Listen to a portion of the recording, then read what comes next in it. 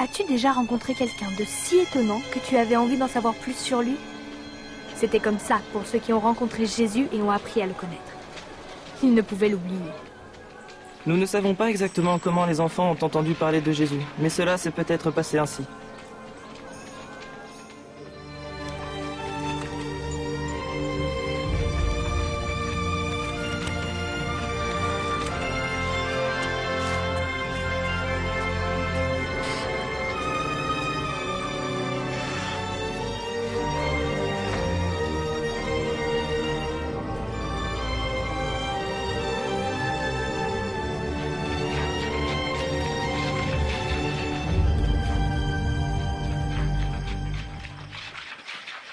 Quelqu'un vous a vu? Pas moi. Moi non plus. Toi? Je crois pas. Bon, allons-y, allons-y. Dis ce que tu veux, Ben. Je crois vraiment que Jésus a été envoyé par Dieu. Juste parce qu'il fait des miracles. C'est peut-être de la magie. Ouais, il n'y a pas d'autre explication. Justement, Joël, je n'ai pas besoin d'explication. Les miracles sont des merveilles que seul Dieu peut faire. Comme aider les aveugles à voir de nouveau? Ouais. Je ne crois pas un mot de tout ça. Moi si. Sarah, qu'est-ce que tu fais ici? J'ai oublié de nourrir mon âne. Et quand je vous ai entendu parler de Jésus, je voulais savoir ce que vous disiez. Et toi, que sais-tu de Jésus? J'en sais beaucoup. Ma grand-mère connaît sa mère, Marie. Elle m'a tout dit sur lui. Comment il était né et tout ça. C'est vraiment une très belle histoire. Marie était une jeune fille qui habitait à Nazareth. Elle n'était pas mariée, mais elle devait épouser un homme nommé Joseph. Un jour, Dieu a envoyé un ange nommé Gabriel. N'aie pas peur, Marie, car tu as trouvé grâce devant Dieu. Tu concevras et tu enfanteras un fils à qui tu donneras le nom de Jésus.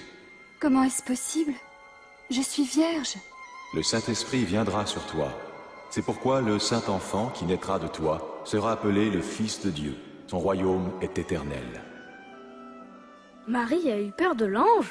Tu sais, si un ange venait me voir, moi, j'aurais très peur. Et puis après? Sachez, homme de Nazareth, que l'empereur César Le Auguste... gouvernement a fait une loi qui ordonnait à chaque homme de se faire recenser dans sa ville natale. Tu sais, écrire son nom sur des papiers. Joseph a donc amené Marie avec lui à Bethléem, où il était né. Quand ils sont arrivés à Bethléem, la ville était pleine de monde et tous les logements occupés. Le seul endroit que Joseph put trouver pour dormir était une étable. Comme celle-là? Tout à fait. Et cette nuit, le petit Jésus était né. Il y avait des bergers sur les collines près de l'étable. Ils gardaient leurs moutons quand soudain, ils ont vu un ange. Aujourd'hui, dans la ville de David, un sauveur vous est né. C'est le Christ, le Seigneur. Les bergers sont tout de suite partis voir le bébé. Il était couché dans une mangeoire, t'imagines? Ils ont dû le mettre dans un panier comme celui que j'utilise pour nourrir mon âne.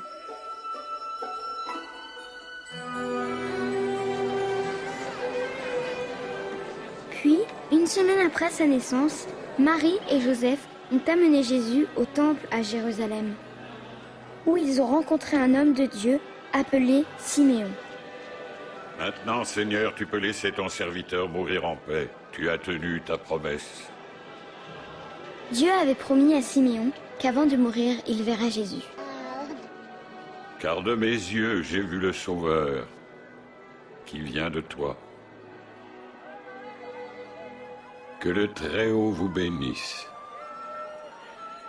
Le bébé Jésus deviendrait la personne choisie par Dieu pour pardonner à tous et partout les mauvaises choses qu'ils pensent, qu'ils disent et qu'ils font.